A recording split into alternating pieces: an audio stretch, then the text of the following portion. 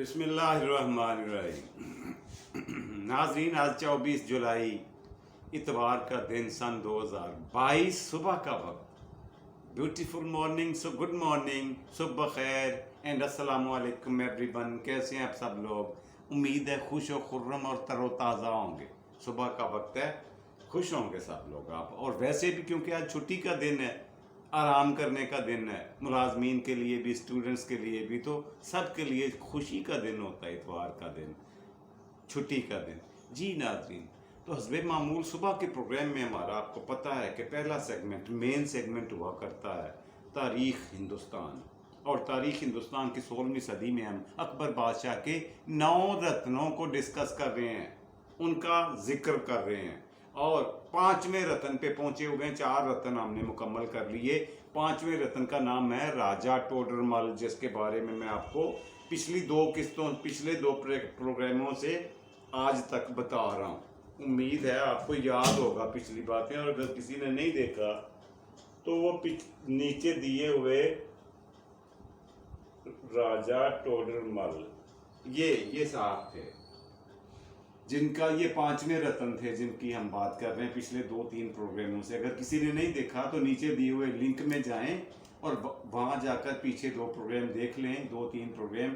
आपको पता चल जाएगा कि राजा टोडरमल कौन थे, इनकी ज़ातियात के बारे में, इनकी सोशल लाइफ के बारे में, इनकी मजहबी लाइफ के बारे में, और इनकी सरकारी नौकरी के बारे में सारी मालूमात जितनी मेरे तक पहुँची। ये वाहिद रत्न है, ये वाहिद पर्सनैलिटी है जिसके बारे में बहुत कम मालूमात मुझे मिली है तारीख की किताबों में। पता नहीं क्यों। अच्छा, इसने अपनी सवाने उम्री लिखने की, अपनी बायोग्राफी लिखने की, इसने खुद भी किसी से ना तो फरमाइश की है ना खुद जहमत की है, इसलिए किसी ने कोशिश भी नहीं की। इसकी वजह क्या थी ये मुझे समझ नहीं आ सकी। बहरहाल जितना कुछ मुझे मिल सका मैंने आप तक पहुंचाया, और ये आज कोशिश करूंगा कि आज इसकी क्लोजिंग कर दी जाए और कल से छठे रत्न को डिस्कस किया जाए। छठे रत्न के बारे में रोशनी डाली जाए, छठे बंदे को, छठी पर्सनैलिटी को, छठी शख्सियत को ज़ेरे नज़र रखा जाए, अपना मरकज़ निगाह बनाया जाए। जी, तो पिछले प्रोग्राम में मैंने आपको इसकी कुछ खूबियाँ गिनवाई थी, जिनकी बिना पर अकबर बादशाह ने इसको आला रुतबा और मर्तबा दिया था और एक बेहतरीन स्टेटस पर इसको फाइज किया था। उनमें से चंद एक और गिनवा देता हूँ, और उनकी वजूहात, उनके पसे पर्दा हक़ाइक़ क्या थे, वो भी मुख्तसरन कोशिश करता हूँ आपके गोश गुजार करूँ, आपके खिदमत में पेश करूँ। तो सबसे बड़ी खूबी जो इनमें थी बादशाह की नज़र में, अकबर बादशाह की नज़र में, वो थी इनकी दयानतदारी। हिसाब किताब के मामले में जितना हिसाब किताब के खाजन कह लें, खजानची कह लें, जितने दरबारी मुलाजमीन थे, सबकी तनख्वाहों का हिसाब किताब, माली छोटे मुलाजम से लेकर वजीरों तक सारों की तनख्वाहों का हिसाब किताब और उनका खातादारी रखना और उनको अदायगी करना इसी राजा टोडरमल के ज़िम्मे थी। जब तक ये जिंदा रहा ये जिम्मेदारी इसी के कंधों पर रही, और ये हिसाब किताब के मामले में बड़ा विजिलेंट था। आज का काम वाकई कल पर नहीं डालता था। वो तो आजकल मजाक बना हुआ है ना कि आज के काम कल पे मत डालें क्योंकि परसों भी तो आना है। तो ये वाकई आज का काम कल पर नहीं डालता था, अपना काम करके निपटा के घर को जाया करता था, दफ्तरी काम को पेंडिंग नहीं रखता था। ये इसकी। और दूसरा ये कि हिसाब किताब के मामले में अकबर बादशाह ने जब भी कभी कोई ऑडिट करने की या चेकिंग करने की कोशिश की, 2-4 मरतबा उसने आजमा कर भी देखा, तो उसने पाया, ये उसको नज़र ये आया कि एक पाई की भी हेरा फेरी नहीं की हुई है हिसाब किताब में। और यूं उसका एतबार और एतमाद इतना इस रतन के ऊपर, इस शख्स के ऊपर बढ़ गया कि इसके ऊपर उसने पूरे दरबार की जितनी लेन देन तनख्वाहें थीं या दूसरी तीसरी मिसलेनियस अखराजात थे, सारे के सारे हिसाब किताब रखना, वसूली और अदायगी इसके ज़िम्मे लगा दी। गो कि ये वज़ीर ख़जाना नहीं था, लेकिन ये وزارت خزانہ کی کچھ چیزیں اس کے پاس بادشاہ سلامت نے پرسنل ریکویسٹ کر کے اس کو دے دی تھی، اس کے پاس رکھ دی تھی کہ آپ سے بہتر اس کام کو اور کوئی کر نہیں سکتا. یہ وہ اس کی وجہ تھی، اس کی دیانت داری. اس لیے کبھی امانت میں خیانت نہیں کی، اور کبھی خود بھی یا کسی اور کو بھی اجازت نہیں دی کہ وہ شاہی خزانے میں 1-2 روپے کی بھی ہیرا پھیری کرے. اس معاملے میں بڑا انتہائی سخت تھا، پتھر دل آدمی تھا. کبھی کسی پہ اوپر رحم کھا کر بھی اس نے 2 روپے زائد نہیں دیے، اور کہا کہ یہ امانت میں خیانت ہوگی، یہ میری بددیانتی ہوگی اگر میں ایسا کروں تو. بے شک تمہیں کتنی ضرورت ہے لیکن میں ایسا نہیں کر سکتا. اس سے اگلی چیز جو بادشاہ کو پسند آئی، اکبر بادشاہ نے اکثر جگہوں پہ اس کی وفات کے بعد بھی ذکر کیا. اس نے اپنے منہ سے یہ خوبیاں بتائیں اس بندے کی. اور اگلی خوبی تھی نمک حلالی کی. نمک حلالی کے بارے میں وہ اکبر بادشاہ بتاتا ہے کہ میں نے اس کو ہر جگہ، ہر جنگ پر، ہر مشکل وقت میں اور ہر کڑے وقت میں اس کو اپنے ساتھ اس لیے رکھتا تھا کہ یہ میرے جان نثاروں میں سے تھا. میری طرف اٹھنے والی تلوار کو، تیر کو یا کمان کو یا نیزے کو اپنے سینے پر، اپنے جسم پر روکنے کی کوشش کے لیے ہر وقت تیار رہا کرتا تھا. اس سے اگلی خوبی اس بندے کی، راجہ ٹوڈر مل کی، جو اکبر بادشاہ نے خود گنوائی ہے اپنی بیانات میں، اپنی حیات میں، اپنی زندگی میں. اس نے کہا کہ یہ حاضر دماغ اور تدبر رکھنے والا آدمی تھا، با تدبیر آدمی تھا. مشکل سے مشکل حالات میں بھی اپنے حواس کو نہیں کھوتا تھا، اپنے حواس کو، اپنے نروز کو کنٹرول میں رکھتا تھا، اور فوری طور پر اس کا کوئی نہ ہر مشکل کا، ہر مصیبت کا کوئی نہ کوئی توڑ، کوئی نہ کوئی حل بادشاہ سلامت کے سامنے رکھ دیتا تھا. اور یوں بادشاہ سلامت اسے پسندیدگی کی نگاہ سے دیکھنے لگ گیا، اور اس کی قدر و قیمت بادشاہ کی نظر میں اور بڑھنے لگ گئی. وقت تھا کہ گزرتا گیا. آگے جا کے پھر بادشاہ سلامت یہ کہتا ہے کہ میں نے اسے اجازت دے رکھی تھی، ٹوڈر مل کو، کہ آپ اپنے دفتر کے لیے دوسرے ملازمین کے ساتھ ایک اپنا خاص بندہ بھرتی کر لیں تنخواہ کے اوپر، اپنے اسسٹنٹ کے طور پر، جو آپ کا معاون ہو، آپ کے کام میں آپ کا ہاتھ بٹائے. تو اس نے ایک بندے کو ملازم رکھا بطور اپنا معاون، اسسٹنٹ. اس کا نام تھا رام داس. اچھا، رام داس اس کا اسسٹنٹ اور انتہائی قریبی اعتباری ہونے کے باوجود اس پر بھی اعتبار نہیں کیا کرتا تھا رام داس اور راجہ ٹوڈر مل. اور اس کا ثبوت یہ ہے کہ جب پٹنہ کی مہم پر جانا پڑا، پٹنہ کی بغاوت کو کچلنے کے لیے جانا پڑا ٹوڈر مل کو، تو دفتر کا سارا انتظام رام داس کے حوالے کر کے گیا، مگر تنخواہوں کے جو رجسٹر اور ریکارڈ تھے وہ باندھ کر اپنے ساتھ جنگ پر لے گیا. اندازہ کریں آپ، یعنی اس اپنے خاص بندے پر، اپنے رکھے ہوئے بندے پر بھی یقین اور اعتماد کرنے کو تیار نہیں تھا. اس کے علاوہ حاضر دماغی جو تھی وہ تو اس کی مانی ہوئی تھی. اچھا، حساب کتاب کے معاملے پر بھی کسی پر اعتبار نہیں کرتا تھا جب تک خود کیلکولیشن نہ کر لے، جمع تفریق نہ کر لے. دوسروں کے کیے ہوئے کام پر کبھی یہ ڈسٹریبیوشن آف کیش، یعنی پیسوں کی جو ترسیل ہے، جو ادائیگی ہے یا جو وصولی ہے، وہ اپنے ہاتھوں سے جب تک کیلکولیشن نہ کر لے، گنتی نہ کر لے، جمع تفریق نہ کر لے، کسی پر اعتبار نہیں کرتا.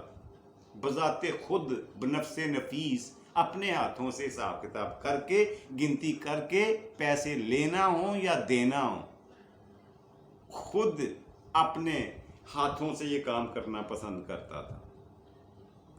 اچھا، اس کے بعد یہ ہوا کہ 1598 میں اب کشمیر کا معرکہ حل ہوا، بہت ساری جنگی جو مہمات تھیں وہ ختم ہوئیں.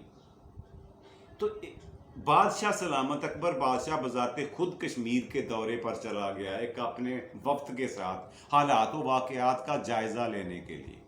اور یوں لاہور میں چھوڑ کے گیا کس کو؟ بیربل کو، راجہ ٹوڈر مل کو، اسی रतन को, जिसकी हम बात कर रहे हैं, इसको छोड़ करके गया, लेकिन ये उम्र के अब आखिरी हिस्से में था, इंतहाई ज़ईफ और बूढ़ा बूढ़ा हो चुका था। इसने एक खत लिखा बादशाह सलामत को कश्मीर में, अकबर बादशाह के नाम एक खत लिखा, अर्जी लिखी, एप्लीकेशन लिखी, और उसमें क्या लिखा कि अब मेरे बुढ़ापे की उम्र पर मेरे जिस्म को कमज़ोर और नातवां देखकर बहुत सी बीमारियों ने हमला कर दिया है। अब मैं देख रहा हूँ कि मेरी ज़िंदगी के आखिरी दिन चल रहे हैं। मुझे इजाज़त दी जाए कि मैं सरकारी उमूर तर्क करके, दुनियादारी छोड़कर, अपनी ज़िंदगी की आखिरी सांसें दरियाए गंगा के किनारे बैठकर खुदा की राह में उसकी याद में सर्फ करना चाहता हूँ।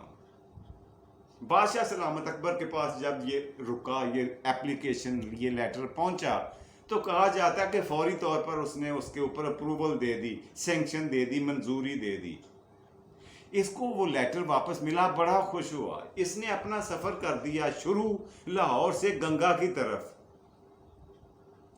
चलता गया, और पीछे से बादशाह सलामत अकबर बादशाह का दूसरा खत वसूल हो गया लाहौर में, हेडक्वार्टर में, फौजी छावनी में। उसमें ये लिखा हुआ था कि टोडरमल, इंसानों और इंसानियत की खिदमत से ज़्यादा कौन सी इबादत तुम्हें अजीज़ लगती है? ज़रूरतमंदों की, हाजतमंदों की हाजत रवाई करना, गरीबों के, मिस्कीनों के, माड़ों के, गरीबों के काम आना, उनकी दाद रसी करना, मजलूमों के दाद रसी करना, और जालिमों के हाथ तोड़ने से ज़्यादा कौन सी इबादत है? वापस आओ दिल्ली में और जाकर दरबार में अपने कार हाय मनसबी पर बैठो। मैं तुमसे नहीं पूछूंगा तुमने कौन सा काम किया है, कौन सा नहीं किया, लेकिन मेरी ख्वाहिश है कि तुम ज़िंदगी के आखिरी लम्हात भी जो याद इलाही में गुजारना चाहते हो, अपने खुदा की याद में, वो भी इंसानी फलाह के लिए सर्फ करो। अच्छा, ये रुकाव उसे उस वक्त मिला जब राजा टोडरमल तकरीबन आधा सफ़र कर चुका था। पीछे से गया डाकिया या पैगंबर या रुकानवीस, जो भी कह लें आप, पोस्टमैन कह लें, वो पीछे जाके उसने रास्ते में जाके वो खत दिया उसे, राजा टोडरमल को। अच्छा, राजा टोडरमल ने वहीं से अपने काफले की, अपने घोड़े की लगाम जो थी वो दरियाए गंगा की बजाय दिल्ली की तरफ मोड़ ली। दिल्ली चला गया, और कहा जाता है वहाँ जाकर उसने सवाए अपने मज़हब के मुताबिक इबादत गुजारी के और कुछ नहीं किया। हमेशा गरीबों के काम आया, हमेशा मजलूमों की दाद रसी की, हमेशा इंसाफ करने की कोशिश की, और बिल आखिर अकबर आज़म, मुग़ल आज़म जलालुद्दीन मोहम्मद अकबर का ये 5वां रतन इस दुनिया फ़ानी से कूच कर गया। लेकिन बड़े अफसोस की बात है नाज़रीन, बहुत सख्त अफसोस की बात है कि मुझे कई किताबें खंगालने के बावजूद इसकी डेट ऑफ डेथ मालूम नहीं हो सकी। अगर किसी के पास है तो वो मुझे अनायत कर दे, मैं अनाउंस कर दूंगा किसी प्रोग्राम में। लेकिन फ़िलहाल सरे दस्त मुझे इसकी तारीख़ वफ़ात किताबों में दर्ज नहीं मिली। 4-6 किताबें जितनी मेरे पास थीं, मैंने कोशिश की अपने तई। मैंने कहा ना, इसके बारे में मटेरियल भी मुझे बहुत मुश्किल से मिला। जो कुछ भी मिला एक जगह से नहीं बल्कि कई किताबों को कंगालने के बाद मिला। और कितने अफसोस की बात है कि इसकी सही तारीख़ पैदाइश का भी नहीं पता, और सही और जो तारीख़ वफ़ात है वो तो बिल्कुल ही नहीं पता। तारीख़ पैदाइश के बारे में क़याफ़े अंदाज़े लगाए जाते हैं, वो मैंने आपको पिछले प्रोग्रामों में बता दिया था। लेकिन तारीख़ वफ़ात के बारे में सारे किताब, सारे मुर्रख़ीन, सारे मुसन्नफ़ीन सब के सब खामोश हैं। अब इसकी वजह क्या थी, ऊपर वाला जब बेहतर जानता है। बहरहाल ये वो सितारा था, ये वो आँख की पुतली थी अकबर बादशाह की, जो बिल आखिर उसकी हयाती में, उसकी ज़िंदगी में, अकबर के बादशाह की ज़िंदगी में ही इसने तबई मौत पाई है, और दरबार में पाई है दिल्ली में। अब ये भी नहीं पता मिल रहा कि इसको दफनाया कहाँ गया था, या इसकी आखिरी रसूमात, दफनाया तो नहीं होगा क्योंकि ये हिंदू था, इसकी आखिरी रसूमात, इसकी चिता कहाँ जलाई, इसकी जो स्थितियाँ थीं वो कहाँ पे बहाई गई, कुछ पता नहीं।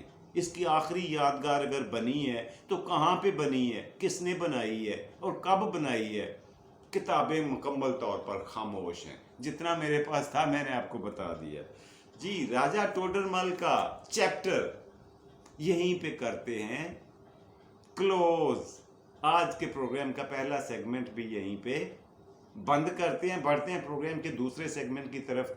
रोज की तरह वो हुआ करता है आज का लफ्ज जी। आज का लफ्ज जो आपके लिए लेके आया हूं वो मैं आपकी खिदमत में पेश करता हूं, वो रहा ये।